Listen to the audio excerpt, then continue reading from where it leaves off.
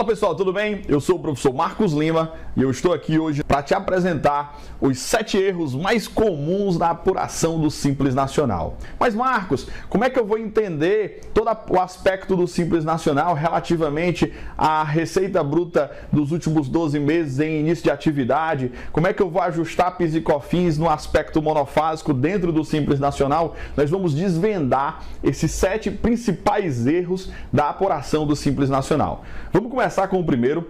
O primeiro, ele trata exatamente sobre como eu vou fazer para entender a receita bruta dos últimos 12 meses em início de atividade. Então, vamos definir exatamente agora o título do nosso primeiro erro.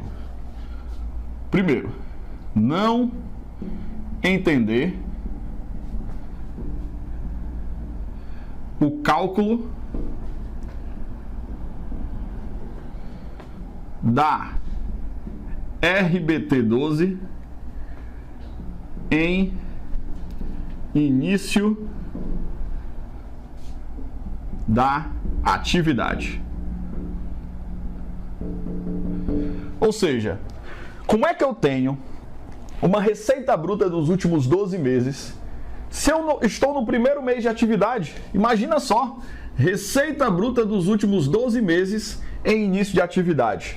Ora, como é que eu vou calcular as últimas 12 receitas se eu comecei a operar agora, se eu estou no princípio da minha operação? Bom, a RBT12 ela é a grande sacada do cálculo do Simples Nacional. Você já deve ter acompanhado que a Lei Complementar 123 ela vem lá desde 2006, sofreu grandes alterações e, sobretudo, a grande alteração em termos de cálculo, principalmente, nós tivemos com a Lei Complementar 155, dia 10 de outubro de 2016, começando a vigorar o novo cálculo do Simples a partir de 1º de janeiro de 2018. Então, a RBT12, ela já tinha um grande papel no cálculo do Simples Nacional, mas a partir daí nós tivemos um outro papel, porque a gente precisa entender, a partir dela, a alíquota efetiva. E a alíquota efetiva tem um cálculo baseado na RBT12. Mas, Marcos, entendi que a RBT12 também serve para adequar exatamente a faixa do cálculo do anexo 1, 2, 3, 4, 5, como for. Mas eu preciso ter a RBT12. Eu estou no primeiro mês de atividade e não tenho a RBT12. Eu tenho a receita do mês. Então, vamos fundamentar exatamente esse cálculo. Vamos comigo. Olha só, primeiro mês.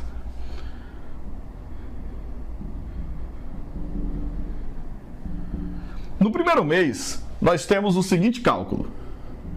Eu não tenho a receita dos últimos 12 meses. Então, o que é que diz a normativa? Resolução 140, Lei Complementar 123. O faturamento do mês, que nós vamos chamar de receita bruta do mês, vezes 12. Ou seja, eu vou ter a receita bruta do mês, o meu faturamento, e vou multiplicar por 12. E com isso, terei a RBT12. Com base nessa RBT12, eu vou me encaixar em qual faixa? Agora nós vamos para o segundo mês.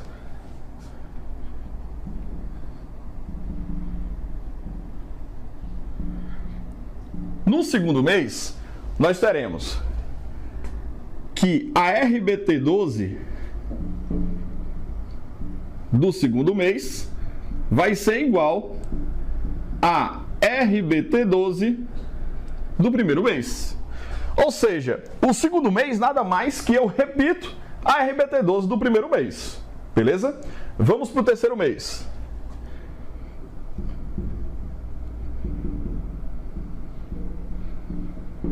No terceiro mês, eu já vou ter que utilizar a média aritmética dos últimos 12 meses. Média aritmética, matemática, simples, mas é matemática. Então vamos lá.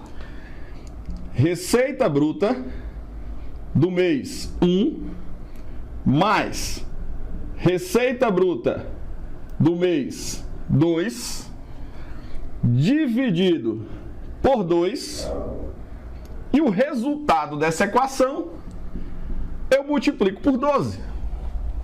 Nada mais, nada menos que uma média aritmética. Marcos, E o quarto mês segue a mesma linha. O quarto mês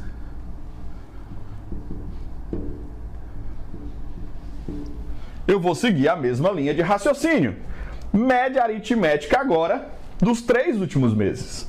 Então nós temos receita bruta do mês 1 mais receita bruta do mês 2 mais receita bruta do mês 3.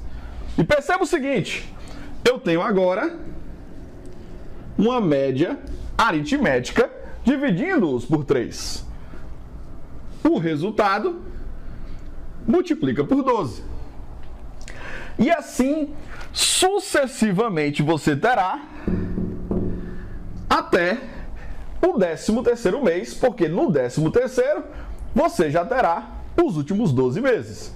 Então perceba, no 13º eu já tenho os últimos 12 meses, mas no 12º eu ainda não tenho, então eu vou ter a média aritmética dos últimos 11 meses e multiplicar por 12. Desta forma, nós temos a RBT12 em início de atividade. Primeiro erro comum na apuração do Simples Nacional. Agora nós vamos para o segundo grande erro.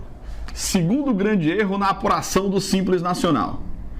Alocação de determinadas atividades. Alocação de atividades equivocadamente.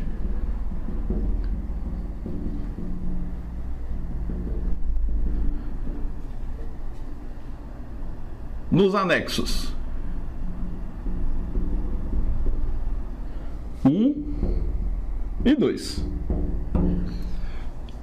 Eu vou alocar determinadas atividades equivocadamente nos anexos 1 e nos anexos 2. Ou seja, Marcos, como assim? Vou dar alguns exemplos. Panificadora. Muita gente acha que a panificadora tem processamento. E esse processamento leva a um processo industrial. Mas, na verdade, em suma, quando você não trabalha com a indústria de pão, mas você trabalha com a panificadora, vendendo para o varejo, atendendo o varejo, as pessoas querem enquadrar a panificadora no anexo 2, que é o anexo das indústrias.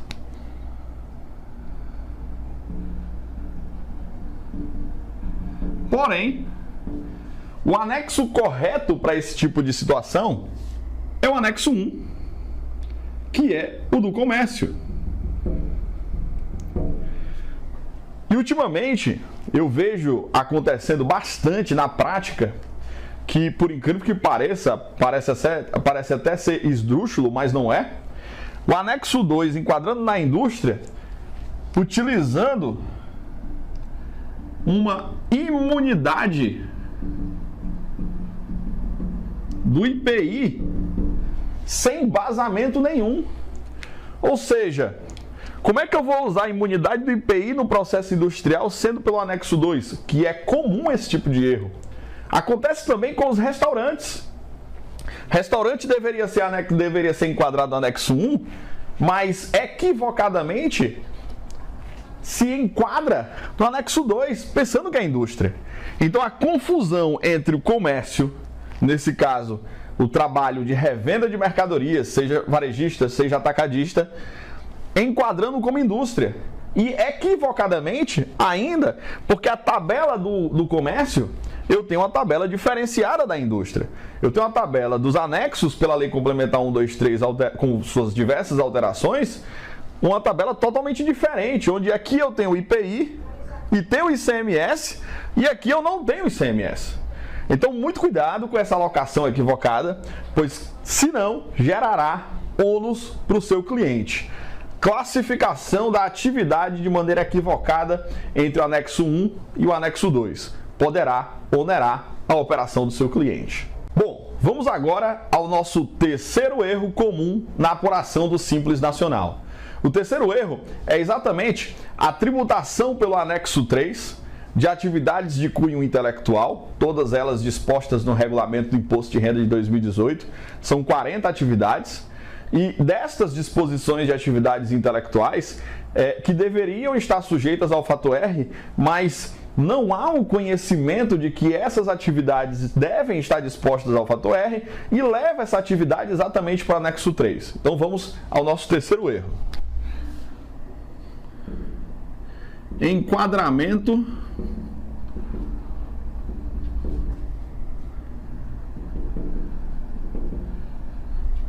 das atividades intelectuais.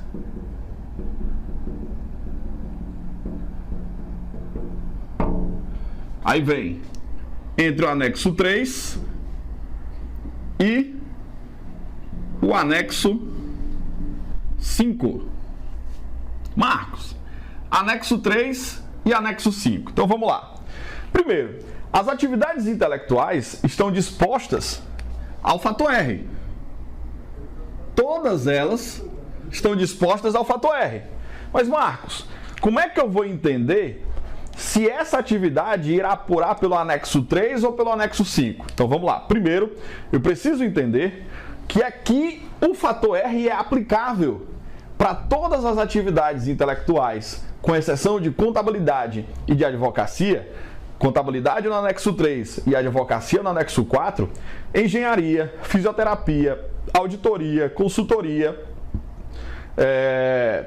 psicologia, medicina, todas as atividades que são 40 listadas no Regulamento do Imposto de Renda, que são caracterizadas como intelectuais, ou seja, tem um conselho regional, um conselho federal que regulamenta a profissão, podem migrar do anexo 5 para o anexo 3, que eu costumo dizer nas minhas aulas, vai do céu para o inferno. Porque aqui eu começo com 6%. E aqui eu começo com 16,5%, meu amigo. É muita carga tributária para uma atividade que é só serviço, mas é a disposta no anexo 5 ou anexo 3. Agora atenção, elas não são do anexo 3, elas são do anexo 5, mas podem migrar naquele mês de apuração para o anexo 3, se o fator R respeitar o equilíbrio de apuração fiscal, que nós chamamos exatamente de 28%. Então vamos lá, olha só. Olha a regra como é simples, e aí você precisa fazer esse cálculo, tá? Eu tenho aqui, fator R é uma equação matemática em que envolve folha de pagamento dos últimos 12 meses dividido pela receita bruta dos últimos 12 meses. Ou seja, o fator R de determinado mês vai ser calculado com a folha de pagamento dos últimos 12 meses e com a receita bruta dos últimos 12 meses. E quando eu encontrar o fator, R, esse cara vai determinar exatamente se eu devo tributar pelo anexo 5 ou pelo anexo 3. Tudo bem? Marcos, então vamos lá. Se esse fator R for maior que 28%, nós teremos uma tributação pelo anexo 3. Ou seja, se eu consigo superar o meu equilíbrio fiscal enquanto Receita Federal, naturalmente, eu vou suprir e irei para o anexo 3. Ou seja, irei tributar a partir de 6%. Agora, se esse fator R for inferior a 28%, não há equilíbrio nenhum aqui. E, portanto, o cálculo irá para o anexo 5. Ou seja, se irá para o anexo 5, começará lá com 15,5%, 16%, vai para a faixa do anexo 5. Então, nessa lógica, maior que 28%, anexo 3. Menor do que 28%, anexo 5. Marcos, entendi que se for maior do que 28%, eu consigo ter um tratamento com a carga tributária bem inferior ao que de fato eu estava disposto, por até ser um benefício, porque agora eu estou aumentando minha folha de pagamento. Portanto, quanto maior a folha de pagamento, maior será a possibilidade do anexo ser o 3. Porque eu consigo fazer um sistema de compensação previdenciária aí. O meu INSS, na folha de pagamento, por ser seletista, eu estou recolhendo, os cofres públicos da Previdência estão aumentando e, consequentemente, eu vou poder reduzir minha carga tributária para o anexo 3. E aí vai determinar exatamente um planejamento tributário. Agora, quanto menor minha folha de pagamento, menor é a possibilidade de você alcançar os 28% e, portanto, possibilidade iminente do anexo 5, começando lá com 15,5% e aí vai uma carga tributária que tem casos que chega a 19%. Então, anexo 3, o anexo 5, do céu ao inferno. Ou seja, Marcos, vai determinar um planejamento tributário? Sim. Agora vamos a um outro ponto. O que é que compõe essa folha de pagamento? Como é que eu faço para determinar essa folha de pagamento? Eu costumo dizer que ela tem dois viés. Ela tem o viés remuneratório, remuneração, e ela tem o viés de encargos. Então, o que é que entra aqui, Marcos, na remuneração? Salário base, insalubridade, periculosidade, todo tipo de remuneração base proveniente do esforço do funcionário. Agora, não entra aqui, por exemplo, benefícios, vale transporte, vale refeição, bolsa estágio e assim sucessivamente. Marcos, quer dizer que entra o salário base, não é o líquido? É o base, não o líquido. Tudo bem? Muita atenção.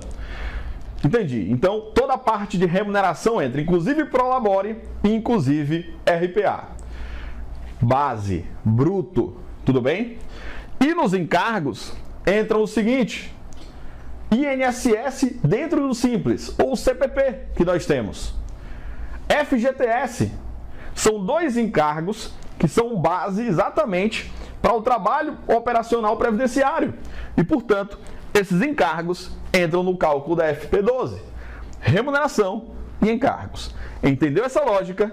Fator R vai determinar se você ficará no anexo 5 ou se você irá para o anexo 3. Grande sacada são os 28%. Bom, pessoal, agora nós vamos para o nosso quarto grande erro nas apurações do Simples Nacional. Esse quarto erro, ele trabalha dentro de uma esfera muito interessante, que é a confusão que as pessoas fazem no que se refere à renúncia fiscal e a recolhimento relativamente à antecipação dos tributos. Então, vamos ao nosso quarto grande erro. Confusão entre renúncia fiscal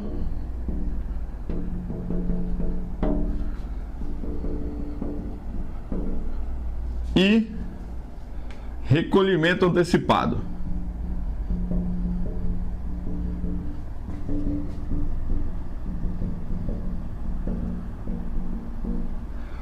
E aqui nós vamos pontuar vários tópicos.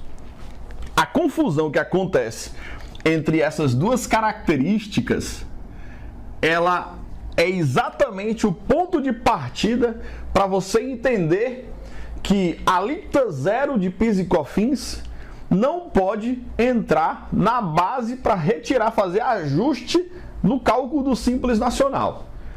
A confusão que você vai entender é exatamente a base que você vai ter que desenvolver para saber que monofásicos podem ser retirados do cálculo do PIS e da COFINS dentro do Simples Nacional, que nós vamos fazer aqui o cálculo. Agora, nós temos o seguinte: se eu não entendo o que é renúncia fiscal e se eu não entendo o que é recolhimento antecipado, eu vou ter grandes problemas na apuração do Simples Nacional. Então vamos lá. Marcos, o que é renúncia fiscal? Renúncia fiscal é quando existe a possibilidade do fisco cobrar o tributo e necessariamente ele não cobra por uma ação de benefício fiscal que ele está dando para o contribuinte. Então isso acontece, por exemplo, na alíquota zero. Eu tenho o feijão, mas o feijão deveria ser tributado, porém ele está na listagem lá de cesta básica e o fisco diz, não recolhe PIS e COFINS sobre o feijão porque eu estou determinando que a alíquota dele nesse momento reduzirá a zero. O fisco deixou de receber, portanto é uma renúncia fiscal. O fisco deixou de obter uma receita daquele produto, na tributação sobre aquele produto. E se há uma renúncia fiscal, há, portanto, um benefício fiscal. E se há um benefício fiscal, as empresas, microempresas ou empresas de pequeno porte, que apuram os seus tributos pelo regime unificado de apuração, que é o Simples Nacional, não podem se beneficiar da renúncia fiscal. Mas por que não podem? Porque conforme a Lei Complementar 123, Resolução 140, todos os dispositivos que nós temos pelo Simples Nacional, o próprio Simples para as microempresas e empresas de pequeno porte, apesar de que conceitualmente nós temos um enquadramento de que aquilo é um regime tributário, também é dito na Lei Complementar 123 que o Simples é um tipo de benefício fiscal. A própria Receita Federal trata o Simples Nacional como uma renúncia de arrecadação.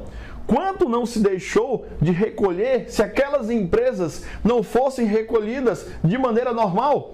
Portanto, o Simples Nacional é um modelo de benefício fiscal. O benefício que você tem, fiscal, tributário, nesse caso do Simples Nacional, não é por recolher todos os tributos numa guia só, mas exatamente pela característica da baixa carga tributária. Você tem o ICMS com baixo custo tributário, você tem PIS e COFINS com baixo custo tributário, e por si só, as microempresas e as empresas de pequeno porte já tratam exatamente enquadramento no Simples como um benefício fiscal. E assim, eu não posso ter dois benefícios. O benefício do Simples, enquanto microempresa e empresa de pequeno porte, que eu optei pelo Simples, e a renúncia fiscal por si só. Isenção de PIS e COFINS, isenção de ICMS em alguns estados, porque alguns abrem exceções, alíquota zero de PIS e COFINS. Então, esse modelo de renúncia não é cabível exatamente para o Simples Nacional. Beleza? Então, Marcos, quer dizer que eu não posso ter dois benefícios porque o próprio Simples já é tratado como um benefício, apesar de ser um regime tributário, mas ele é tratado como um benefício. E, Marcos, o recolhimento antecipado, o que é que acontece? Bom, o recolhimento antecipado, que é o caso da substituição tributária do ICMS, que é o caso da monofasia, esse recolhimento acontece exatamente na primeira fase da operação, na primeira fase da cadeia produtiva. Então a indústria recolhe o PIS e a COFINS, ou ICMS, para que as demais cadeias não tenham que recolher.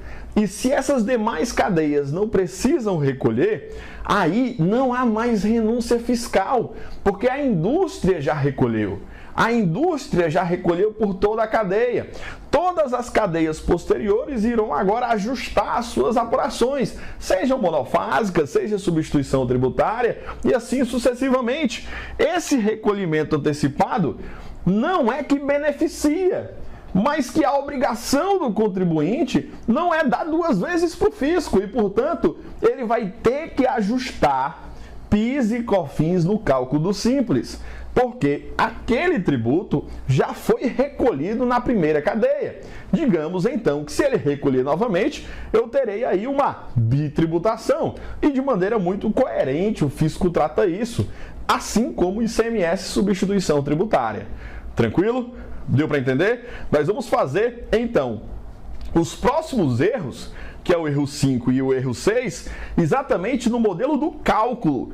Por que que isso acontece? Como eu devo fazer? Beleza? Erro quarto, portanto, a confusão conceitual entre renúncia fiscal e recolhimento antecipado aplicado no Simples Nacional. Bom, pessoal, agora nós vamos tratar do aspecto matemático da coisa. E aí nós vamos para o quinto erro.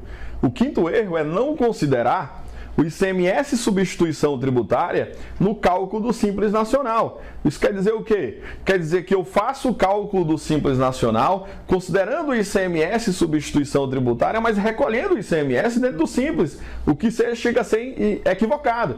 É tanto que vai abrir precedente, por exemplo, para uma recuperação de crédito tributário. Então vamos lá, olha só, quinto erro. Não considerar a condição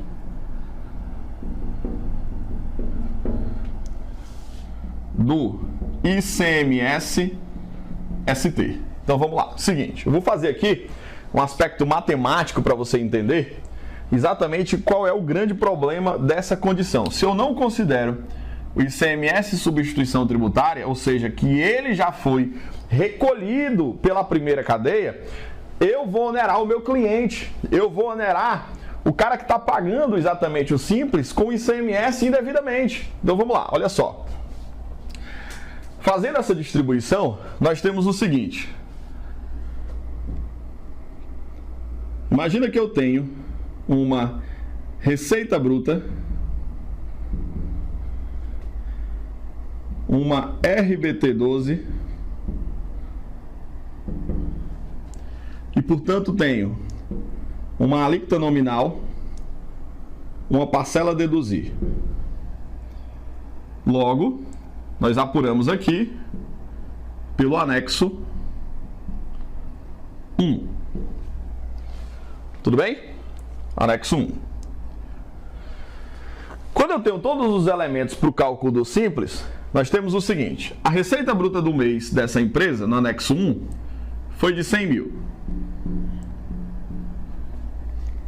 A RBT12 está em 1.200.000. A alíquota nominal e a parcela a deduzir nós vamos encontrar lá no anexo 1, certo? O cálculo do Simples vai ser Simples Nacional é igual a receita bruta do mês vezes a alíquota efetiva. Tudo bem? Então esse vai ser o cálculo do Simples Nacional. Bom, então nós vamos enquadrar aqui no anexo 1 e vamos fazer o cálculo, beleza? Bom, acompanha comigo agora, vai lá no Google e digita Lei Complementar 123, consolidada, lá no Planalto, tudo bem? Aí você vai lá embaixo, lá no final da lei, e vai procurar o anexo 1. É o anexo 1 em vigor, não é o que está riscado não, esse foi revogado. Esse anexo 1 em vigor, nós temos o seguinte, olha só, vai acompanhar comigo. No anexo 1 em vigor, com a RBT12 de 1.200.000, eu tenho uma alíquota nominal de quanto? E aí nós vamos captar exatamente no anexo 1, tá? Lá no anexo 1, 1.200.000, nós temos na quarta faixa. A quarta faixa do anexo 1 vai me levar a uma alíquota nominal de 10,70%. Então, eu tenho aqui 10,70%. Esse anexo 1, na Lei Complementar 123, me levou a 10,70% na quarta faixa. Nós temos lá dois compartimentos do anexo 1, um que determina as faixas relativamente à alíquota nominal e parcela a deduzir, e a outra que nós vamos distribuir os tributos, e aí é onde mora o grande erro. Segunda parte, agora dessa primeira etapa, parcela a deduzir. Vamos lá, olha só, quarta faixa, parcela a deduzir, 22.500.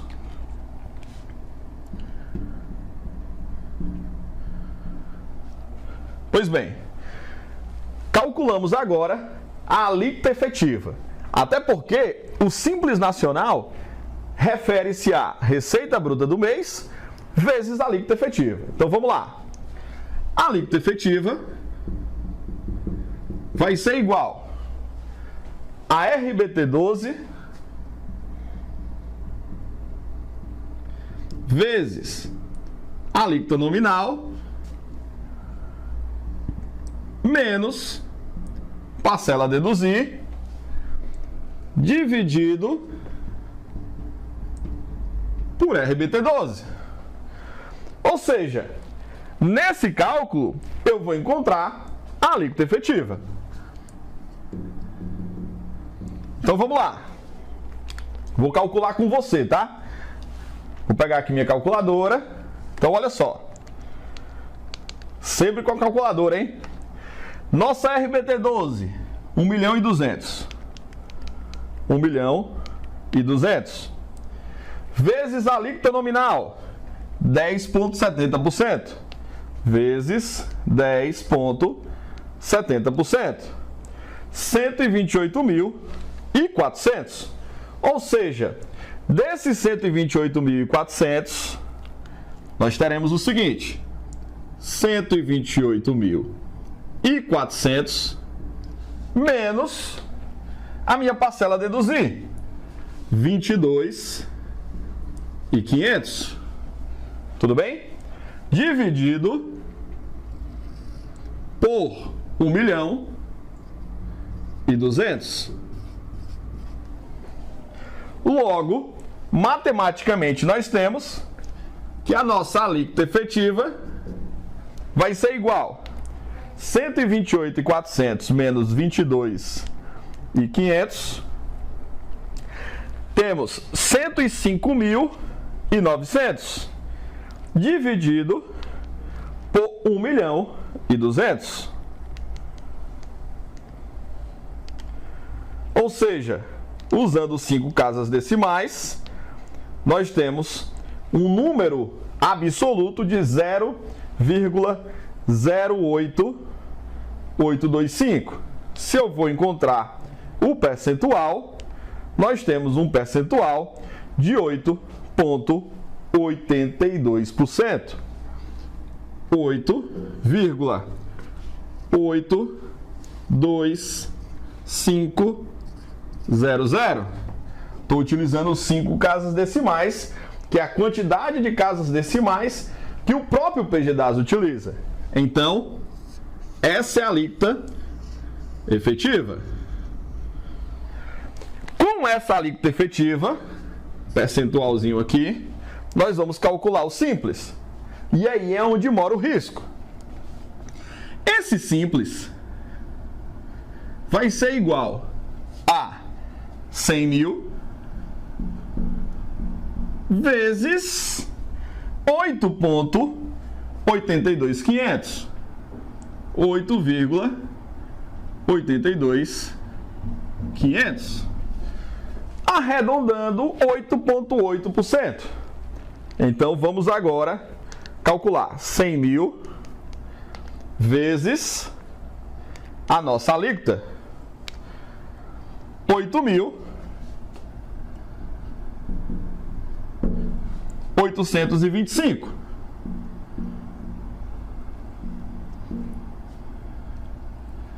Ou seja, esse é o valor do DAS. Marcos, mas você acabou de me dizer que eu preciso considerar o ICMS substituição tributária. Que lindo, né?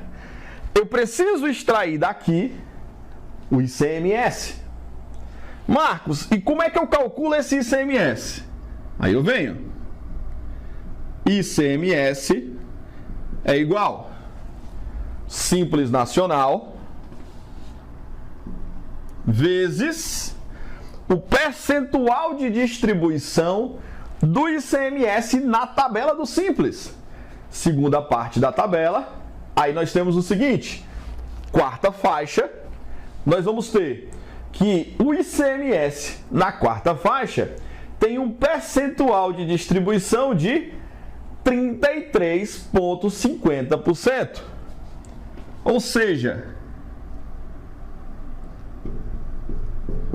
Marcos, mas será que todas as minhas mercadorias são substituição tributária?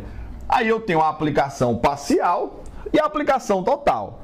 Se você analisou o cadastro de produtos e viu que 80% das mercadorias que você revende são substituição tributária, então 80% do valor encontrado será substituição tributária e, portanto, será ajustado no cálculo.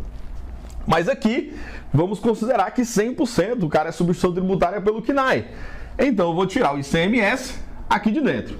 Logo, o ICMS será igual a 8.825 vezes 33,50%. Atenção! Isso aqui não é uma alíquota. Isso aqui é um percentual de distribuição da segunda parte do anexo 1, quarta faixa, distribuição de tributos. Logo, o ICMS será igual, olha que lindo, 33,50%, 2.956,37. 2.956,37. Olha só. Agora, vou retirar o ICMS. Quanto é que eu vou pagar, Marcos? 8.000 ou 8.000 menos 2.956?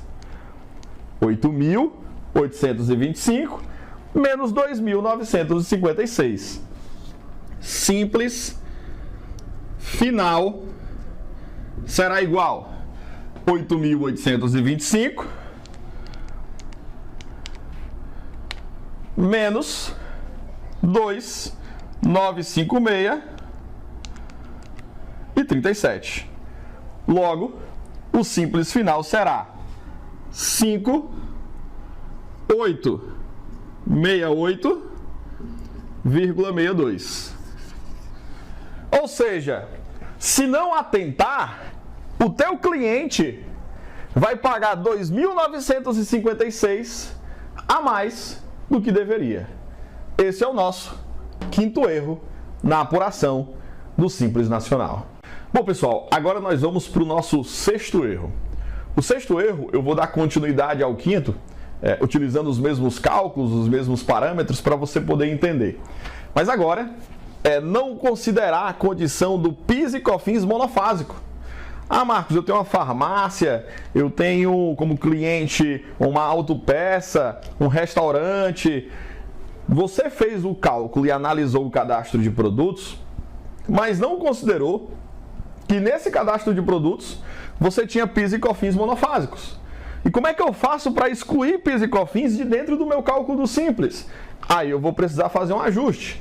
Aqui eu vou considerar hipoteticamente que você tem 100% dos seus produtos monofásicos, mas você precisa analisar NCMs dos seus produtos. Você precisa analisar exatamente o cadastro dos produtos.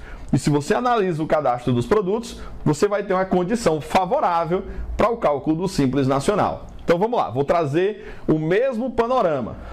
Entende-se que essa empresa do anexo 1 comercializa, tem uma receita bruta de 100 mil no mês, tem uma RBT12 de 1.200.000, tem uma alíquota nominal de 10,70 que nós vimos no anexo, tem uma parcela deduzida de 22.500, nós calculamos a alíquota efetiva de 8.000, nós calculamos a alíquota efetiva de 8,82%, calculamos o Simples Nacional pela fórmula na Lei Complementar 123 e chegamos ao Simples Nacional no valor de R$ 8.825.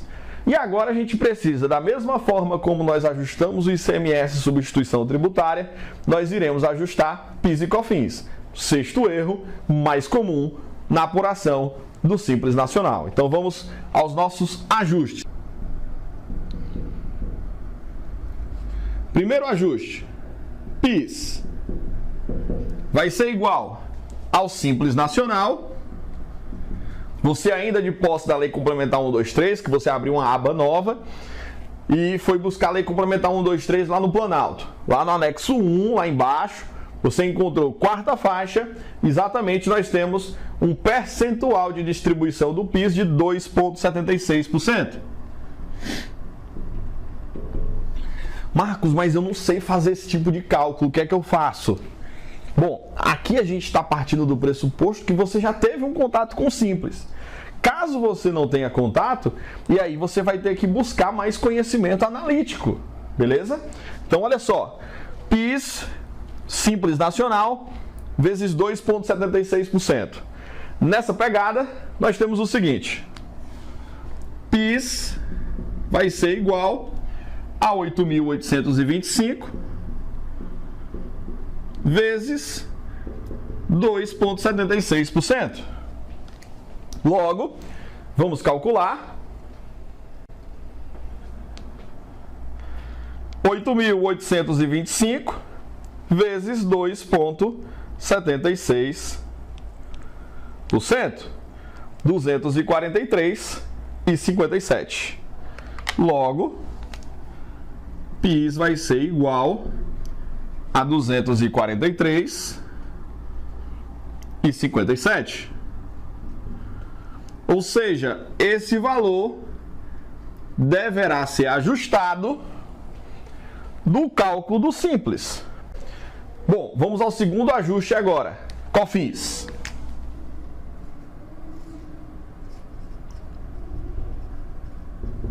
Que será Simples Nacional vezes 12,74%. Ou seja, no anexo 1, o percentual de distribuição da COFINS é de 12,74% do valor do Simples. Logo, nós temos o seguinte: 8.825 vezes 12,74%, que dá 1.124,30. 1.124,30. Ou seja, 8.825 menos 243,57 menos 1.124,30 vai ser exatamente o valor do meu Simples Nacional. Então vamos calcular. Calcula comigo, hein? 8.825 menos 243,57 menos 1.124,30. 7.457,13. Esse vai ser o nosso Simples final.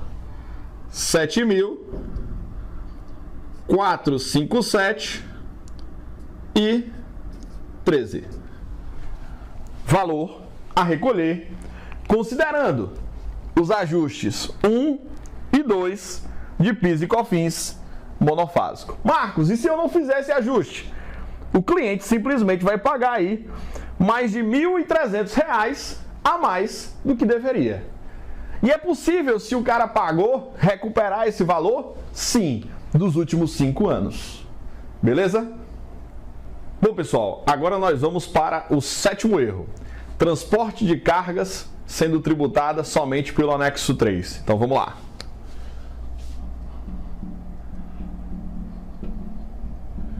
Transporte de cargas sendo tributado pelo anexo 3 somente. Marcos, e é possível tributar de outra forma? Sim, a gente vai precisar entender alguns aspectos aqui importantes. Vamos lá, olha só. Se eu tenho um transporte de cargas que ele trabalha de maneira intramunicipal, ou seja, dentro do município, esse transporte terá fato gerador somente para o ISS. E cabível, portanto, somente o anexo 3. Enquanto a emissão somente também de nota fiscal de serviço, basicamente, ou eletrônica ou não eletrônica, dependendo do seu município. Agora, se esse transporte de cargas, ele tem um modelo que é intermunicipal ou interestadual sai de um município A e vai para o município B, ou sai de um município A no estado X e vai para um município B num outro estado, você tem aí entre municípios ou entre estados. Aqui, o fato gerador já não é mais do ISS, mas sim do ICMS. E aqui eu vou tratar com você do que eu chamo de anexo fusão. Marcos, e esse termo existe tecnicamente? Não, não existe. Sou eu que estou agora nomeando esse anexo fusão. Marcos, e como é que eu vou fazer esse anexo fusão? Como é que eu vou trabalhar esse anexo fusão? Pois bem, então vamos lá. Eu tenho aqui o anexo 3, o anexo 1 e o que eu vou chamar de anexo fusão. Eu costumo brincar em sala de aula que aqui é uma versão do, não sei se é da sua época, mas pelo menos é da minha, do Dragon Ball Z. Quem lembra lá do Godita, do Goku com Vegeta, né? A gente vai trabalhar o anexo fusão. Anexo 3 com anexo 1, que dará o anexo fusão. Então olha só. Anexo 3, nós temos IRPJ, CSLL, PIS, COFINS, INSS e o ISS. Anexo 1, IRPJ, CSLL, PIS, COFINS, INSS e o ICMS. Então eu distribuí aqui os tributos competentes a cada anexo. O que é que nós vamos fazer? Eu vou pegar aqui todos os meus tributos federais do anexo 3 e vou também deslocar o ICMS do anexo 1. Beleza? Então o que é que nós teremos no anexo 1, no anexo fusão? Todos os tributos federais do anexo 3, IRPJ do anexo 3, CSLL do anexo 3, PIS do anexo 3, COFINS do anexo 3, INSS do anexo 3 e mais o ICMS do anexo 1. O anexo fusão, portanto, será para cálculo de transporte de carga intermunicipal ou interestadual, que tem a incidência do ICMS e constitui, portanto, a fusão entre o anexo 3 e o anexo 1. Erro comum é adotar tudo isso somente no anexo 3. Fica ligado. Bom, pessoal, é isso aí. Nós temos 7 erros comuns para a sua apuração do Simples Nacional. Então aproveita bastante esse conteúdo e aplica na prática. Você viu aqui que a gente desenhou, a gente escreveu, a gente calculou para que você possa ficar o mais próximo da realidade possível. Valeu!